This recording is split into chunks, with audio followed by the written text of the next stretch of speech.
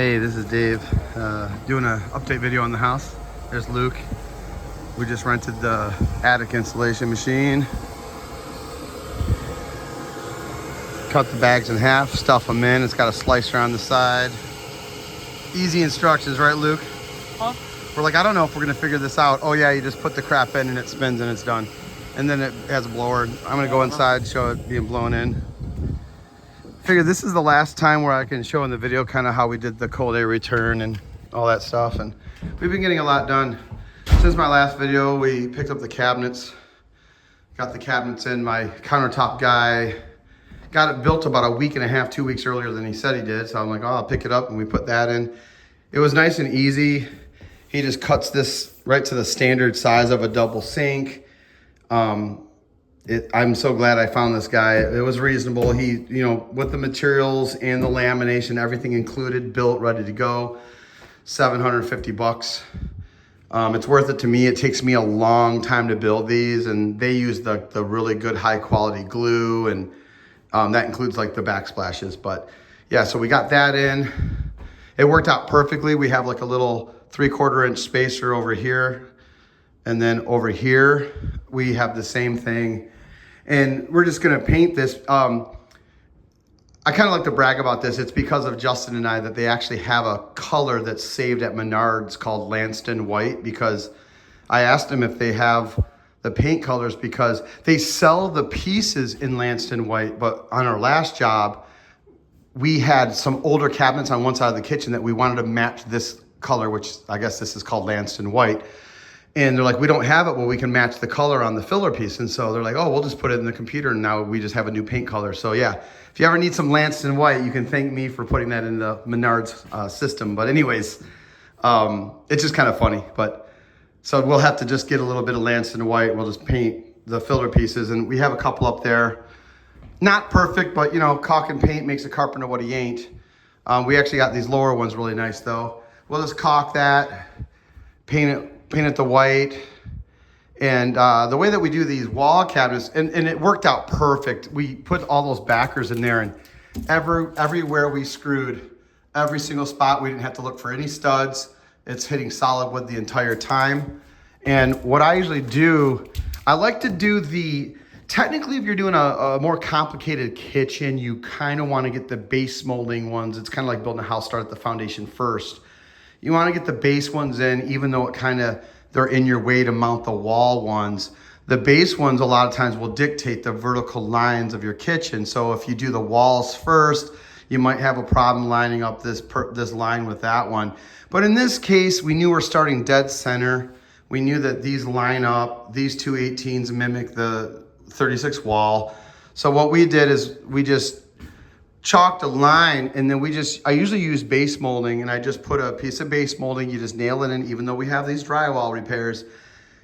To me, it's so much easier. You mount your chalk line across there, you mount your baseboard, and then you just slap your cabinets in. They just sit right there. You can do it by yourself, and just screw them in. And then if you have your blocks in there, we did the wall cabinets in, probably about a half hour, just slap them in. And then we just, you got the rails and stiles that come together. We just clamp these. And by the way, when you're doing, at least for me, in my experience, I always just take off all the doors of all cabinets, because they're all gone. You don't have them swinging in on you while you're lifting them up. And then all of your rails and stiles are completely exposed. Clamp them together, run a couple screws through.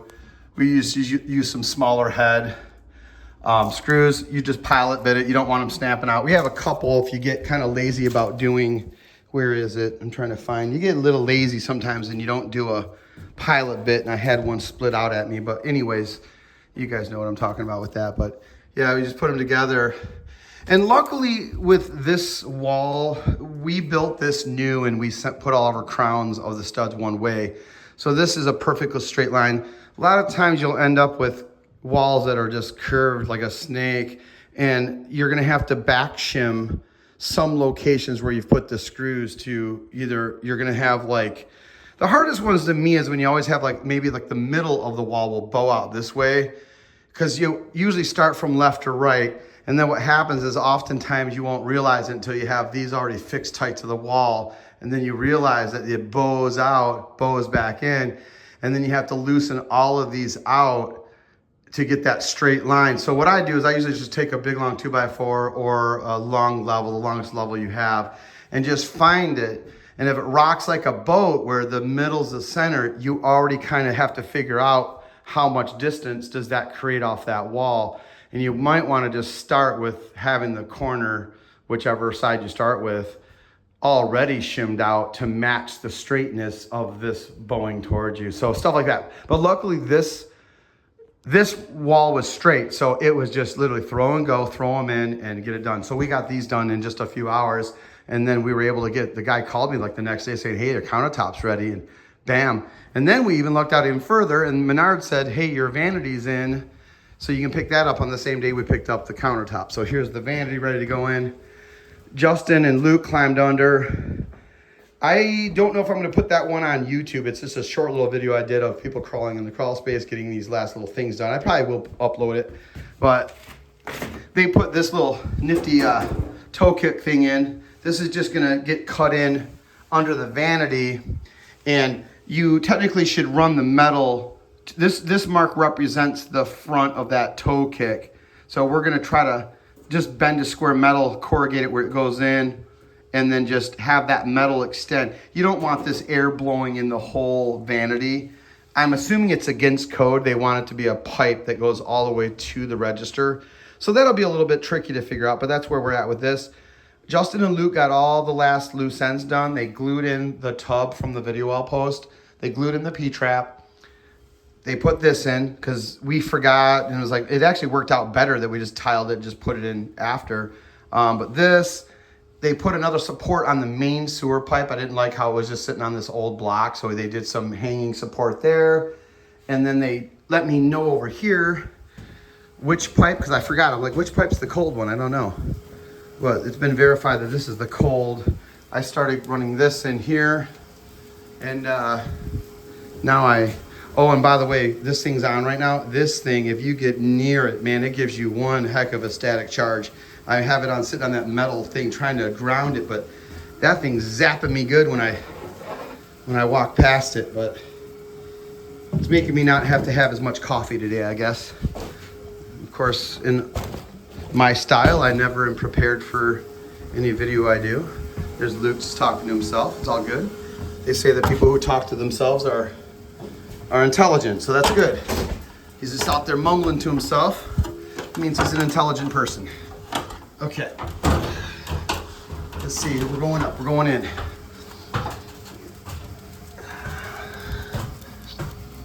Justin's just up here. It's like blowing snow on a ski hill. Justin, I'm just doing a little video. I think this is the last time the channel can show what we did up here, and we did the Class B pipe all the way from the, from the water heater side up through. I looked it up, code's 1/4 inch per foot, I guess, for the vent. So this is at least 3/4, probably half to 3/4 slope, tied into the main 6-inch. And then this is the box that Jamie and Sam built me. And then what we did is we just extended another sheet metal box above it, and that has about R40 insulation stacked there. Just so that insulation never tops over in the blown in. I wanted that to be fixed because, I mean, that's your cold air. You don't want that top to accidentally end up being ice cold, and who knows what. You don't want that. So I just decided, well, let's just fix something where it forces that insulation to always stay in there. Then you can see we've got the flexible, we got 2 6-inches, we got 3, 1, 2, and then the third one there for the bedrooms. And it just goes into the manifold. And then right where Justin's at, there's 2 8-inch ones that go to the one big cold air return in the living room, since that'll pick up the whole entire living room, kitchen area, hallway, and the rest of the living spots. And the other ones are just for the bedrooms. But yeah, it's nice just to see. He's just blowing it in. And dude, we're probably going to, I think that modern code now is R38, I believe. It used to be R30, and then they switched it up to R38, I believe. I could be wrong. I would love for someone to correct me on that if I am wrong. I can't keep up with the codes anymore, but I know that they don't require you to do R60. So we bought enough to basically do R60. So Justin's just gonna bring them up about 2 inches below these vent bats. And you can tell these are working because you can still feel the cold draft coming up in here, even though we have this all clogged down here. So this is, if anyone's wanting to know how you do venting properly, this is how you do it. You get the vents, you run them up from that soffit. Make sure it's clogged with solid insulation because you do not want the wind blowing and it pulls all this cellulose. You'll have that blowing up and down your street and you're gonna be known as the cotton candy man if you don't do it right. So you always make sure that you're solid. Little air gaps like that where you can see just a little bit of air, it's gonna pack enough where it won't be able to go through that. But anything I'd say that's bigger than like a big quarter or silver dollar, man, you know, you could get some insulation blowing in. Now, most likely, if you had some really bad gusts of wind or a storm, I guess it could draw some up into the vent itself. But hey, if that happens, it's no one's fault. I guess Mother Nature did it. Yeah, like you can see a couple of little air gaps there. That's fine. I've never had problems, but I saw a house one time that they did not block that in. They thought it was okay just to blow it all in, and man, it was blowing up and down the street. You could see it all packed in their soffits. So just keep an eye out for that if you're doing this and it's your first time or you're looking for ways to do it. Always make sure that you're packed in tight to your roofing ply down to your top plate of your wall. Seal that in before you do the blow in.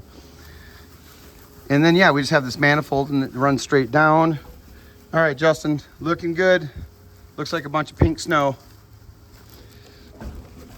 I'm so glad to be getting that done because we went through just days and days of just no heat, no insulation, ice cold, dead of winter, you know, January, February. And, but yeah, I'm so glad. And then just so Sam and Jamie can see that Jamie and Sam, this worked really good. This fits in nice. It's a 14 by 25 furnace filter, slides right in nice. This pipe I screwed up here and I can tweak this. The beauty of it is since we have this rolled a little bit, I can tweak this to plumb both ways and it still just works out. So what I'm doing here is I'm gonna use some Unistrut. I just got we're gonna turn it sideways, put these like this, and then I got the big strut straps that will strap on there, and they just came from Amazon. Where did I put those? Of course, I'm not organized, but I'll show it. I'll do another video to show you how I was going to do that. We actually lucked out and there's a stud right there. There's actually a stud right on the back side here.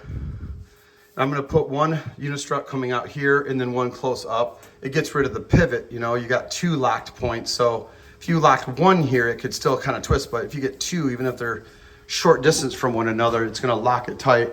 So we still have to do that support, but furnace is working. We got man, I tell you, this right here, if I was ever to buy a rental house again, I'm never going to buy a rental house that has a furnace or a water heater in a closet, because especially if you have to redo stuff. This was in a closet, counterflow, because a lot of times what they'll do is they'll put the cold air return just right outside into the hallway. That's how they do it on a lot. So that kind of makes it easier from like the cold air return.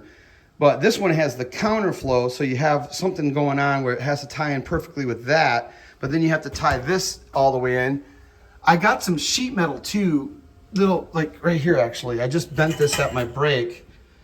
And that'll just, I'm gonna put that up just to cover the drywall crack there, just to make it look, that'll just be putting it out, put a couple zip screws in it, but yeah, doing this furnace in this area, what a pain in the butt, man. Not the easiest, but we got it. It was, I'm glad it's over with. Besides the loose ends, I'm glad that's over with. But anyways, just doing an update. Maybe I'll just do a quick little video of that being filled at the end of today, because once he's done there, we're just gonna put this lid on and we're gonna put some R30, I'm gonna double layer that was R30, the lid itself, and just stick it on the top. And then that should be good. So I'll do a little video before we put that in just to show the finished product up there. And I'm so glad that we're at this stage. When you get to this stage of the job, things move pretty quick. Yeah, you know, it's gonna take a day and a half to get the sinks, vanities in, the tub valve on, and then you're starting to look at just finished lighting, some blinds, toilet paper holders, shower bars, all that stuff just goes pretty lightning fast, especially when you got a couple guys. And then we're gonna sand this, which is the biggest job besides the insulation. This is gonna be the biggest job, sanding this floor and urethaning it and all that. But then base molding, and then, oh man, hopefully we'll be out of here. We'll be back to the house build. All right, this is Dave signing off.